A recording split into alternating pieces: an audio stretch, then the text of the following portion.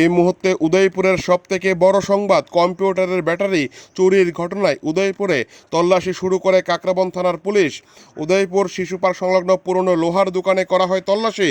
সংবাদ সংগ্রহ করতে গেলে সাংবাদিকদের কাজে বাধা দান করে দোকান মালিক দেবাশিস বাঘ বিতণ্ডায় জড়িয়ে পড়ে সাংবাদিকদের সাথে। এই ঘটনায় উত্তপ্ত হয়ে ওঠে উদয়পুরের শহর এলাকা। তুমি কে তুমি কে তুমি কে বাড়ি গো তুমি কে ক্যামেরা ধরতে হয় কি তুমি কে তুমি কে তুমি কে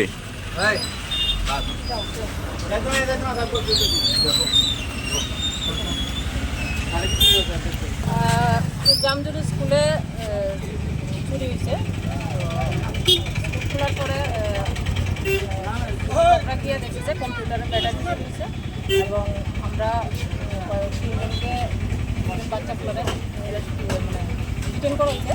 হওয়ার পরে জানা গেল যে ব্যাটারিটা এই ভাঙ্গাচুরার দোকানে সুকেন পাল তাদের দোকানে বিক্রি করা হয়েছে।